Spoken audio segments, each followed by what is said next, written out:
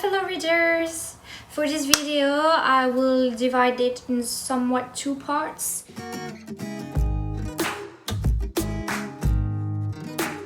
One about the background and how I came to read other stuff than novels, and also I will introduce you the first example of literature work I actually read that was on this new type genre of books. So the books I'm talking about, usually people don't describe them as books with images, like illustrated work of literature. Usually I call them bubbles literature because it includes mangas and comic books, also just comics, not necessarily comics that are about superheroes, but cartoons that are about stuff more girly or childish. I believe are for everybody, but you know, it's still stigmatized to classify some types of fantasy fiction work and things to read into genres and ages. On my part, I've always read novels since I've learned how to read, because I've always saw my mom read books, novels, and I wanted to do it like her, and also that kind of pushed me to be into this fictional world, and I loved it. But when I talked about it to my father, he didn't grow up being a very literary person. He was not very invested in that. He did not relate to that, but he still wanted me to have some type of connection with him on that level. So I guess he introduced me to his comics. He introduced me to a French comic book called Asterix, and also another called Peter Pan that was like a Peter Pan retelling. My father collected them since he was 15, I believe. He shared to me his old comic books, Marvel wise, and now we've got like a whole cave filled with all the collections he had until now.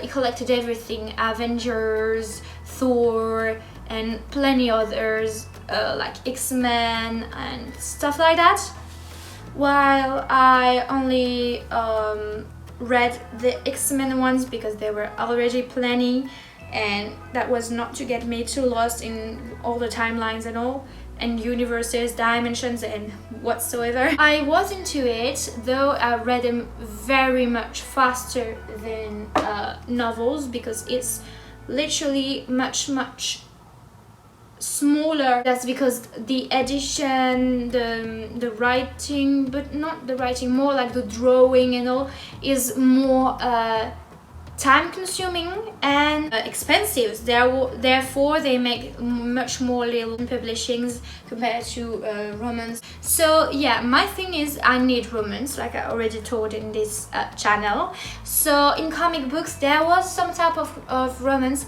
My father was lucky, made me grow up with the X-Men movies, and I love the MCU work that is on cinema nowadays because of comics, because of how I was raised around that.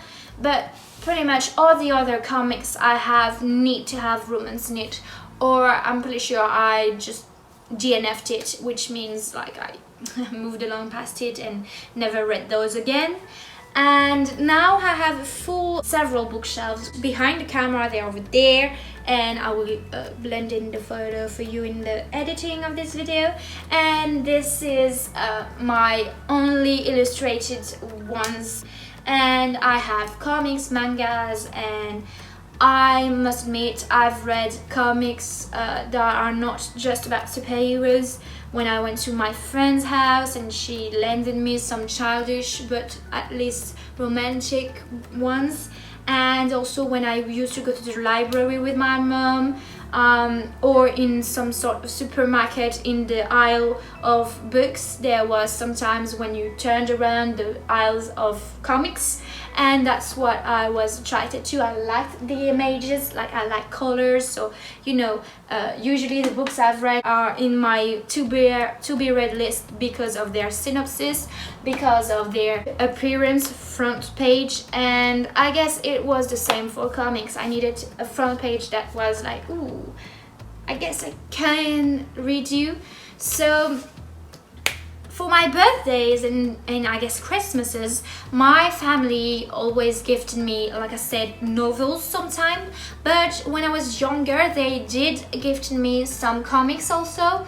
And I guess I never finished a full collection of those, so my goal now is to actually finish those. Like I will buy them and all, even though now I'm much older and this is supposed to be for younger kids and it's gonna be childish and all, but I believe that it will feel nostalgic to me, so that will be okay. So if you're watching this video and you intend to start or to just continue some comic recommendations or mangas recommendations, I must admit these will be pretty much for children. But if you're into nostalgic and kind of simple things to read, I guess you can find your own happiness. Otherwise, it's still a good idea for gifts for kids in the family who don't read that much, but you want to initiate them to some type of readings. Like my father, like my little brother, who used to hate reading novels, but kinda grew around the illustrated books we gave them. Like my brother grew up with the Marvel films like I did, but with much more than I did because he is younger. So we offered him a collection of the Marvel comics, like a deluxe edition, and now that he's older and much less into this and now wants space in his room for his video games and all, he wanted to get rid of it, and I for one was more and more fan of the MCU, so I was like nah, and he did give it back to me, and now it's in these photos I will share with you. I have right here with little Thor and little Gamora, Groot, and behind I even have some pops of Rocket and Star-Lord. I've watched the recent movie Guardians of the Galaxy, the volume 3. It was good. It was really good. Yeah, some technical issue about the decor. Sorry about that one. I don't know, I didn't do it in the French version of this video. I tried to show you off all about my comics related stuff, and then my Harry Potter's related pops started to, I don't know, shake and think there was an earthquake, but yeah, we got them right into place. I don't know if that's the exact same spot as before, but anyways, so I'm not here to talk about comic books in this video. I'm actually here to talk about mangas, because how did I come to read mangas if like I never got introduced to this? So I went to the library with my mom and we had some very heavy collections of books, and I was like, sometimes I just don't want to read that many heavy books, especially that I'm so young. That was before I was 12, because after that I got my Kindle, so yeah. And I was like, okay, I'm gonna start looking for light stuff, and then I saw this aisle of mangas, and those were so tiny and so little, and I was like, that should do it. Also, they had like color schemed bindings about those, and those titles were usually Japanese originated ones, and they translated them, most of them, in English for French, but like an easy English. So the first one that popped out was Love Mission. So this is the manga I'm going to talk about, and yeah, I wanted to read those type of books. I was attracted by the fact it was romance, because I lucky me got into the shoujo section. I'm not into the other kind of stuff I read that are Japanese. There are mangas animated from anime. I think they can go so far into such different directions. I rather specialize into the kind of dull romances that I've had and that I collect. So Love Mission was the beginning of all of that.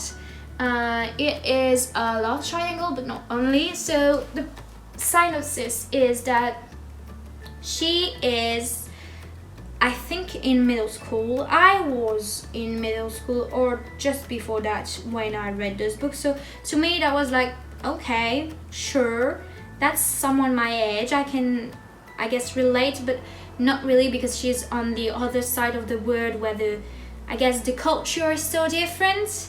And that's what happened. I read a book where I guess the school system was all different, but that was not the main focus. What was the main focus was the relationships between the characters and the way they spoke to each other and all. I could tell right away that romances in those shoujo sections, and especially into the mangas I've read, it is the slowest slow burn that could ever exist. Like, they make probably like 5 books before holding hands, and that's like such a thing in it, because in their culture it is less physical contact, it is less expressive, either verbally or physically demonstration. But it was such an interesting take on the romance that I was interested in that, because I was only 12 years old and I was like, yeah, I don't get to be that much with boys, I don't know how to behave with boys and all. And most of the girls in this series were in this situation, because there are such a huge gap between the two genres in those literature. Okay, so this synopsis is about Yukina, I believe, and she writes online a book with a side plot of romance under the name of her secret identity, Yupina. She receives comments that this book is pretty much awesome, but the romance part is lacking, and the authors clearly don't know what love is and should just write romance better. So clearly she loves writing, and she's like, I don't like that people are seemingly less interested in my book because of the romance gap in it. So let me fix that. I gotta teach myself how to write love, and since I've never experienced love, I'm gonna try it with someone who will show me what do you do when you're a couple, what do you feel like, what's happening when you do those type of things that are happening in a romance. So she caught someone, the most popular guy of her school, which never dated anyone but gets plenty of love confessions, and when he's like gently turning them away, turning them off, breaking their heart or whatever, he's like, yeah, goodbye. And then he writes on a pad note about like the list, and he's like, yeah, 1 less to go, 1 down. And she caught that, and she threatens and blackmail him that she will tell on him about this pad note if he doesn't do what she asks, meaning do some experimentation that are coupley like. And of course he does so, and when they do those experiments they easily get heated up, and they're like, oh yeah, well, if it is something quite out of the ordinary, I didn't think it was like that at all and all. And so she is inspired to write a love story, and her cousin, which she grew up with, who is like almost a brother, kinda follows this story. And then he realized like the switch of heated romance there is, and he's like and then he puts 2 and 2 together, because he saw his cousin always being dismissive with him to go with this new guy, and he's like, I don't like that. And actually, apparently Japanese have funny, weird family relationships, because cousins can date, so he can get jealous, and he's like, no, I'm the one you love now, I'm gonna show you what love is, forget about him, work with me, do the experimentations with me. So she introduced the second love interest in the book, and she's like, oh, more drama for my book, I'm okay. And the other guy, the first one, is like, what the I was starting to get good with you, I didn't ask. Well, I guess he doesn't know he's in a book and all. So It's a whole thing. So this is a love triangle, but later on it kind of begins into a square and then into a round, because the first guy got Chituzé, I believe, as a girl. I remember she's called Mamie, because Mamie means in French grandma, and I was like, what? That's a real name? Yeah, it means something else in Japan. So there's this other girl, Mamie, who's kind of had always a crush on Chituzé, and with the cousin of Yukina, they start to meddle to try to separate the two of them. There was the brother of Chituzé, who actually kind of is the rival, the author rival online to Yupina, that writes a romance that is very successful, and there's a competition at some point, and he kind of knows who she is, and she discovers he's her kind of nemesis, but is flirtatious with her and manipulating her, and at the same time he is actually in love with Mamie, the girl that has a crush on his older brother. Well, that's a whole thing. And at the end, because they got closer to separate Chituzé and Yukina, Mamie starts to have feelings for the cousin of Yukina, and the cousin of Yukina kinda, whenever Yukina is not interested in him, is like, oh, actually, Mamie, you deserve better. I could help and all. So that's like that. There's plenty of love triangles and all, and that's a mess. And yeah. So apparently the Japanese are some kind of pervs also. I don't know if you heard about some types of video that starts with a H.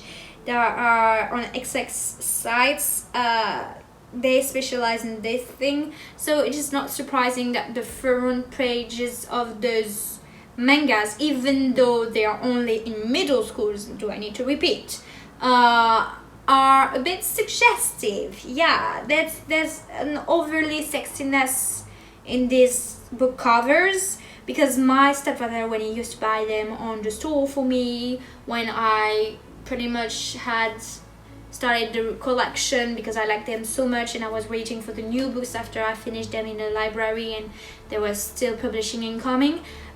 He was like, yo, isn't my 12 years old really reading those kind of stuff? What is this about? Like, that seems like kind of POR and some type of thing. And actually, when you go into it, it's such a sweet thing. Like, it takes so much time before to actually get a kiss. It is like, of course they do some witch stuff because they're into the biting stuff, I guess, but at the same time it's just so innocently made. Like, they're like, yeah, couples do that, we should try to know. Now here, do it so I know how that feels and I write about it. And he's like, what the you really want that? And she's like, hey, don't worry, I don't feel anything. And he's like, okay. And does it, and then he's like, oh, I guess I kind of like it. And she's like, oh, I guess I kind of like it, but we're not gonna tell because we're not a real couple, we're just gonna write about it. So that's the whole thing. It was interesting, it was original for me.